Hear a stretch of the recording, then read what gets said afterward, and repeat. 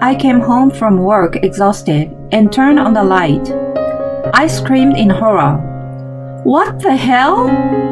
The room was in disarray. Bags of snacks were scattered everywhere.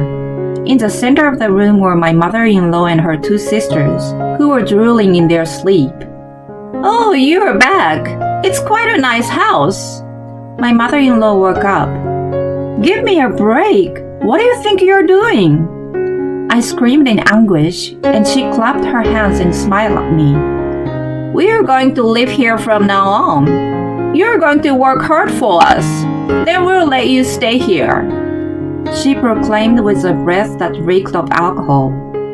Her sisters were smirking with a glass of wine in their hands.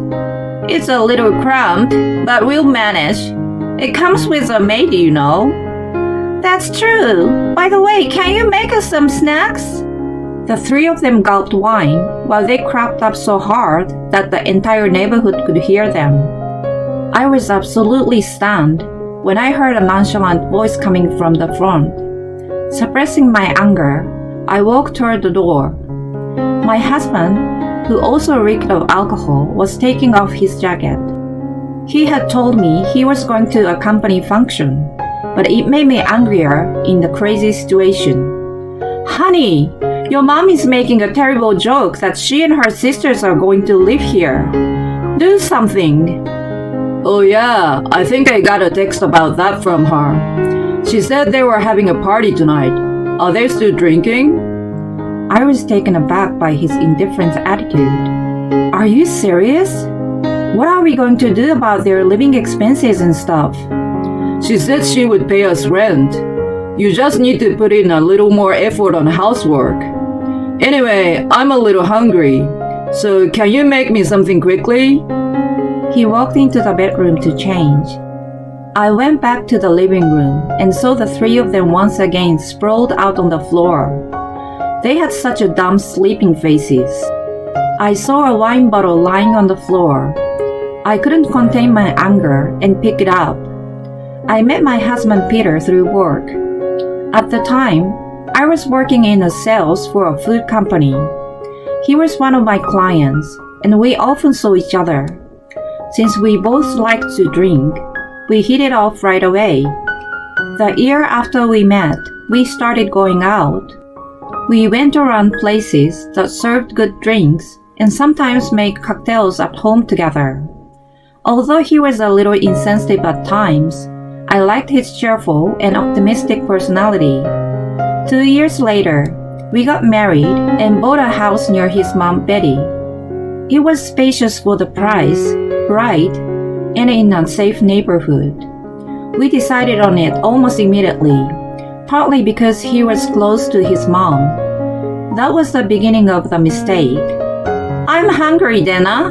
Hurry up with the food. Huh? Are you going to stay for dinner again? Watch your tongue. You're so sarcastic. Come on, start cooking. Soon after we moved into our new house, Betty began visiting us almost every day without notice. Because I had changed my work when I got married, I did have more time on my hands than before. I was planning to spend it studying for my certification exam. Betty didn't care about it and kept coming over as she wished.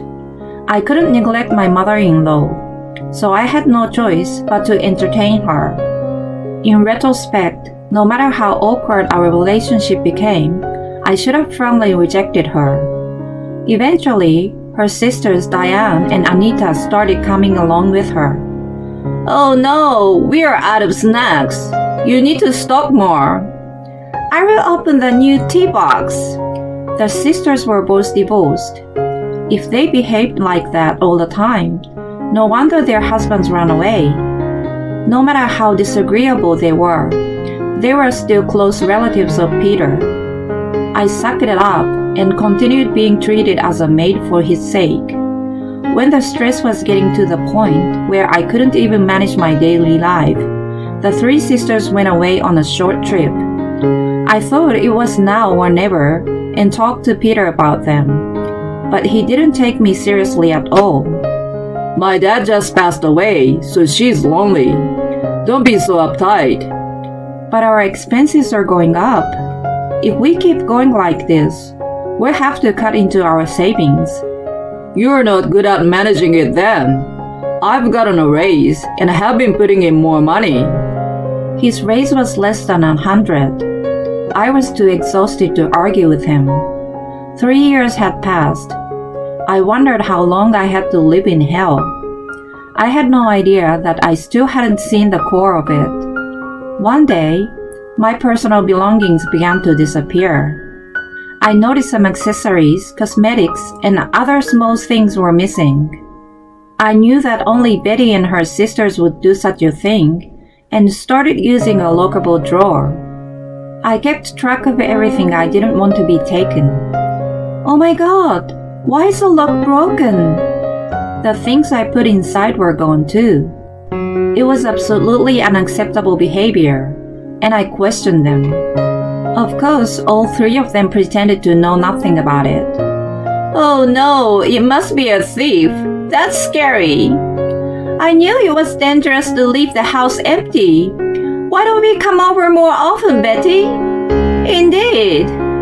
They spoke among themselves while watching TV and devouring snacks. The snacks and drinks spread out on the table were all prepared by me. I bit my lip and clenched my trembling fist in frustration. One day, when I came home from work, I could hear them laughing so loud, even from the street. I walked into the house, suddenly feeling fatigue in my neck and shoulders. There were boxes piled high in the hallway. What the hell? I walked toward the voices suspiciously and was met with an unbelievable sight. More boxes were placed throughout the living room. Looking inside one of them, they appeared to belong to the 3 sisters. They were drinking wine in the middle of the mess. Noticing my presence, Betty spoke to me in a good mood. We decided to live here. You're going to work hard for us. Then we'll let you stay in this house. She declared the unthinkable with a breath that reeked of alcohol. Diane and Anita were smirking with wine glasses in their hands. It's a little cramped, but we'll manage. It comes with a maid, you know. Can you make us some snacks? They laughed so loudly that the neighbors might have complained, and then they gulped the wine. I was absolutely stunned when I heard a nonchalant voice coming from the front door.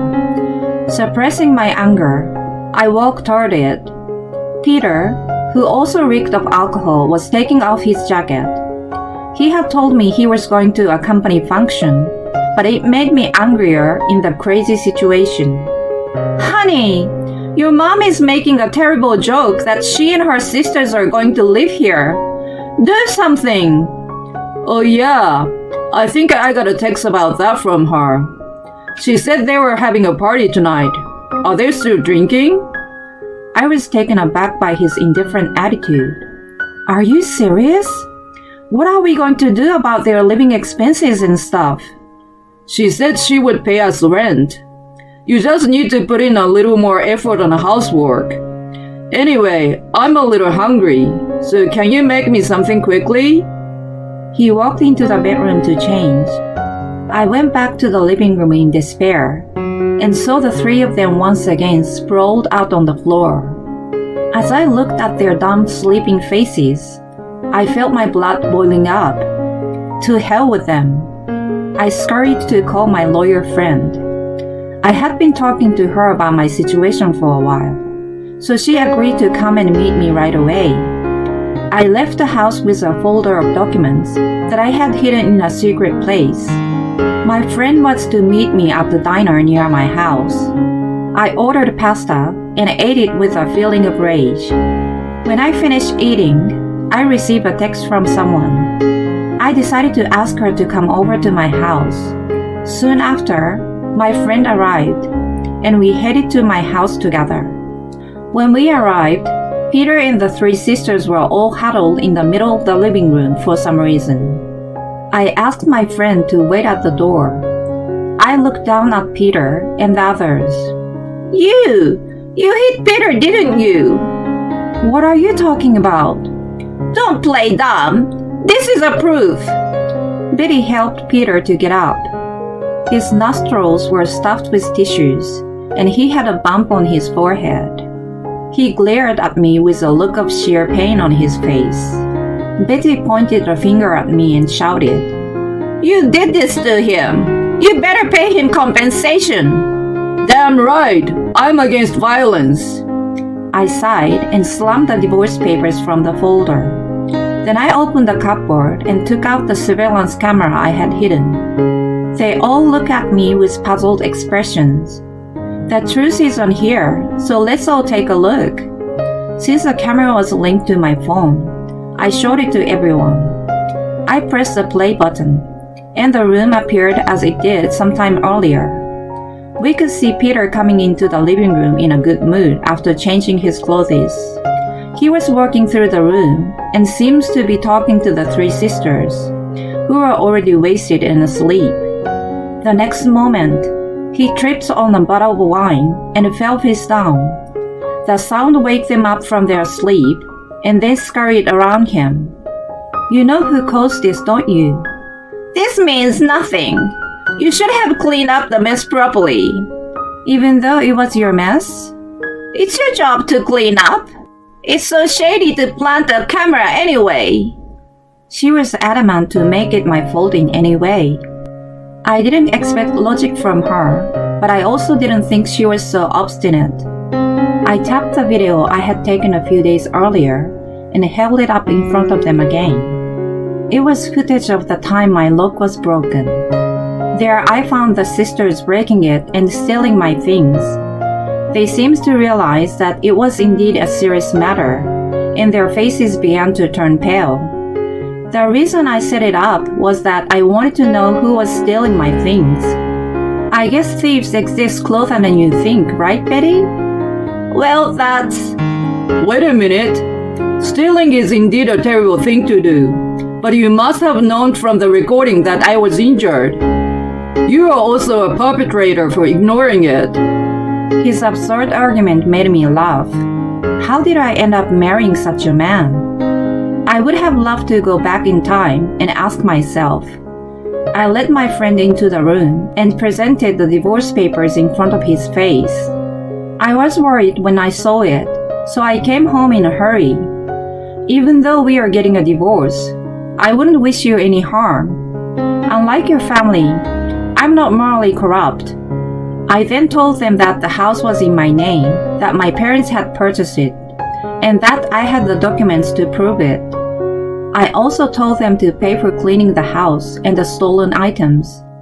Diane and Anita raised their eyebrows and started yelling at Betty. This is not what you promised us. That's right. You said I would have an easier life here, so I already moved out of my apartment. Are you guys saying it's my fault? It was Diane who brought the wine in the first place. As the three of them argued, Peter came to me begging. He apologized to me with tears streaming down his face. Just as I was about to say it was too late, the doorbell rang. I shouted toward the door to come in, and the woman appeared. Aunt Angela! Hi, Peter. You've been gained so much weight. And why are you looking so pitiful? She took off her sunglasses and flashed her beautiful smile. I felt the mood in the room changed completely. Betty and her sisters uncomfortably huddled around each other. Aunt Angela was my late father-in-law's older sister. She ran a successful business and was quite well off. When my father-in-law's company went bankrupt, not only did she help him pay off his debts, she helped him until his new company took off. Betty was completely indebted to her for that reason. Diane and Anita went to the same high school as her and were intimidated by her. She kept herself away from family gatherings, which made everyone fear and respect her at the same time whenever she made a rare appearance. Peter had also been afraid of her ever since he was spanked when he was a child. Of course, the spanking wasn't for nothing, but for being mischievous. As for me, I met her through work first. She was a tough businesswoman, but she was also very caring and practical, which I respected. How can you treat a kind and competent girl in this way? You people should be ashamed of yourselves. Well, No excuses. Everybody sit down right there. Angela began to lecture the four of them. They were complaining to me before she showed up, but they became quiet and obedient. Her lecture went on for about an hour. By the time it was over, Peter couldn't say anything. I then had him sign the divorce papers in front of everyone. He also wrote and signed a letter of promise that he would pay me alimony and the savings he and his family spent. The years of hell finally came to an end. Cheers! I gulped down the icy cold beer. It's the taste of victory. It tastes 100 times better than the beer I usually drink. I'm having a party with some girlfriends in a crowded bar. I can't believe Peter is your ex-husband. I was dumbfounded when you told me. Yeah, well, by the way, thank you for your help. Don't mention it. Just tell me everything. After I filed for divorce, I immediately sold the house. When Betty and her sisters lost a place to live, they went to work for Angela in the warehouse. They are assigned to a particularly tough section and are struggling every day. Angela advanced the payment for the cleaning and the stolen items for them. They are forced to work hard until they pay her back. Peter's performance at work dropped dramatically and was demoted. One of my friends I'm having a drink with tonight is his colleague. She's also my classmate from high school. We bumped into each other at the station and talked for the first time in a while. When I told her about the divorce, she spread a rumor about him in the office. As a result, his credibility flew out the window. Even though the work environment was unpleasant for him, he thinks it's still better than working for Angela. He still goes to work every day. Angela has assured me that if he falls behind on the alimony payment, he would be forced to work for her immediately. Seriously, why did I marry that guy? I know. Well, it's a party for broken hearts today. Let's all have a good laugh together. I'm in. Our laughter is mixed into the hustle and bustle of the bar and disappeared into the night.